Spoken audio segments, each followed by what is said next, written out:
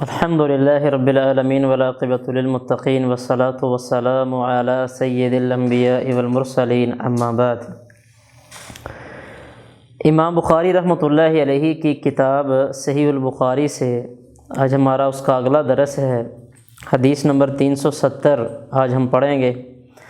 اور اس پہ امام بخاری رحمۃ اللہ علیہ نے باب باندھا ہے، باب الصلاۃ بغیر رداء،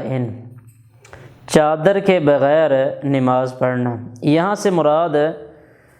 چادر اوپر والے انسان کے جسم کے اوپر جو چادر پہنی جاتی ہے، یعنی ایک ازار ہوتا ہے جو جسم کے نیچے والے حصے کے اوپر ناف اور ناف سے نیچے والے حصے کے اوپر جو چادر پانی جاتی ہے اس کو ازار کہتے ہیں، اور ایک وہ چادر ہے کہ جو انسان جسم کے اپنے اوپر والے حصے کے اوپر لپیٹتا ہے، جیسے احرام باندھا جاتا ہے تو احرام کے اندر دو چادریں ہوتی ہیں، تو جو اوپر والی چادر ہوتی ہے جو کندھوں کے اوپر ہے، انسان کے سینے کے اوپر ہے، تو وہ چادر پرانے وقتوں میں تو ایسا ہی ہوتا تھا کہ لوگوں کے پاس دو چادریں ہوتی تھیں اور وہ چادریں لپیٹ لیا کرتے تھے، ایک نیچے باندھ لیا کرتے تھے اور ایک اوپر لپیٹ لیا کرتے تھے۔ تو یہاں سے امام بخاری رحمۃ اللہ علیہ نے ثابت یہ کیا ہے کہ ایک بندے کے پاس اوپر والی چادر نہیں ہے تو اب وہ بندہ نماز کیسے پڑھے گا، یا یہ ہے کہ ایک بندے کے پاس ایک ہی چادر ہے، جیسے پیچھے بھی اس کی وضاحت ہو چکی ہے، اگر ایک بندے کے پاس ایک ہی چادر ہے اور وہ کافی کھلی ہے تو پھر ٹھیک ہے، انسان اپنا پورا جسم اس کے اندر لپیٹے، کندھوں کے اوپر ڈال کر پیچھے سے گرہ لگا لے، یا ویسے انسان اپنے کندھوں کے اوپر پیچھے کر کے چادر ڈال دے تو ٹھیک ہے۔ آگے پھر امام بخاری رحمۃ اللہ علیہ نے یہ بھی بات واضح کی حدیث لا کے کہ ایک چادر اگر تنگ ہے تو اوپر والی چادر اگر نہ بھی ہو، صرف نیچے والے حصے کے اوپر صدر ڈھکا ہوا ہو، اس حالت کے اندر بھی نماز صحیح ہے۔ تو باب باندھا ہے کہ بغیر چادر کے نماز پڑھنا۔ عبدالعزیز بن عبداللہ، امام بخاری رحمۃ اللہ علیہ فرماتا ہے کہ ہمیں انہوں نے حدیث بیان کی، یہ عبدالعزیز بن عبداللہ بن یحییٰ ہیں، امام بخاری رحمۃ اللہ علیہ کے بھی استاد ہیں اور امام ابو حاتم الرازی رحمۃ اللہ علیہ کے بھی استاد ہیں، اور یہ حدیث جابر بن عبداللہ رضی اللہ تعالیٰ عنہ کی ہے کہ محمد بن المنقدر فرماتے ہیں کہ میں جابر بن عبداللہ رضی اللہ تعالیٰ عنہ کے پاس گیا، وہو یصلی فی ثوب ملتحفا بہ، اور وہ ایک چادر کے اندر نماز پڑھ رہے تھے، نماز پڑھ رہے ہیں ایک کپڑے کے اندر، اور اس ایک کپڑے کو انہوں نے لپیٹا ہوا ہے، اور لپیٹا ہوا کیسے تھا کہ انہوں نے اپنے جسم کے اوپر کپڑا لپیٹا ہوا ہے اور اس کے دونوں کنارے اپنے کندھوں کے پیچھے ڈالے ہوئے ہیں، ورداؤہ موضوع، اور جو ان کی چادر تھی وہ چادر انہوں نے ساتھ کسی چیز کے اوپر رکھی ہوئی ہے، کپڑا لٹکانے کے لیے کوئی چیز اگر رکھے تو اس کے اوپر چادر رکھی ہوئی ہے، یعنی ایک کپڑے کے اندر نماز پڑھ رہے ہیں، جو اوپر والی چادر تھی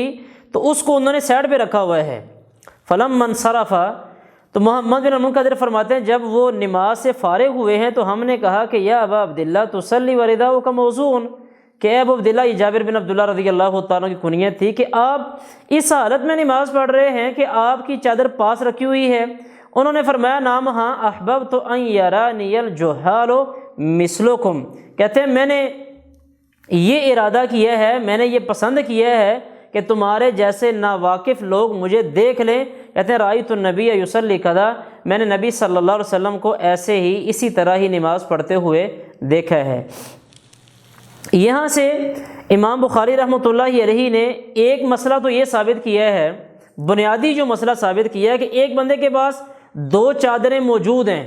بھلے اس بندے کی ایک چادر اتنی کھلی ہے کہ وہ انسان کے سینے کے اوپر بھی آ رہی ہے، اس کے کندھوں کے اوپر بھی آ رہی ہے، لیکن اس بندے کے پاس دو چادریں موجود ہیں، وہ بندہ اگر ایک چادر اپنے نیچے والے حصے کے اوپر ازار کے طور پہ، دوسری چادر اگر اوپر لپیٹنا چاہے تو وہ لپیٹ سکتا ہے، لیکن اس کے باوجود اگر اس بندے نے ایک چادر میں نماز پڑھی ہے اور ایک چادر جو اوپر والی تھی وہ اگر اس بندے نے الگ رکھی ہوئی ہے، اس کے باوجود بھی نماز ہو جائے گی۔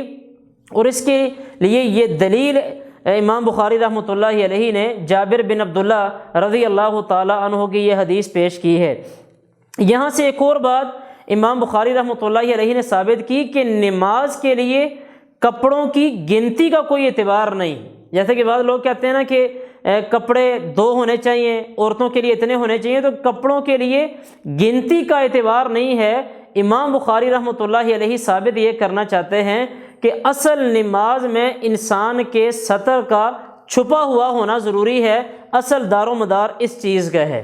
یہاں سے ایک اور بات یہ سمجھے، جیسے میں نے پہلے بھی اس کی وضاحت کی ہے کہ وسعت کے باوجود کہ انسان کے پاس 2 چادریں موجود ہیں، اس کے باوجود اگر کوئی انسان وہ ایک چادر میں نماز پڑھتا ہے تو یہ بالکل صحیح ہے۔ یہاں سے ایک اور مسئلہ یہ بھی ثابت ہوتا ہے، ایک چیز اولا ہوتی ہے، زیادہ بہتر ہوتی ہے، اور ایک چیز وہ اس سے درجے میں کم ہوتی ہے۔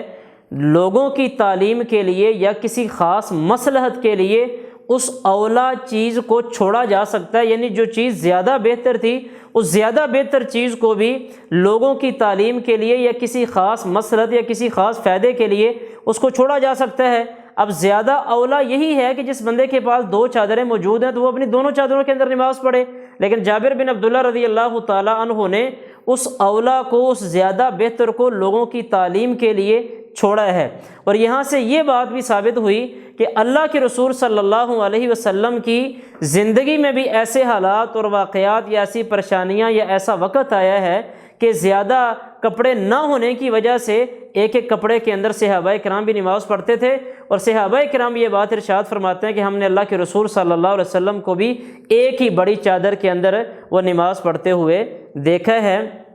اس کے بعد جو آنے والا ہمارا کل کا جو سبق ہے تو وہ انتہائی اہم ہے، تو انشاءاللہ تعالی ساتھ ساتھ رہیے گا۔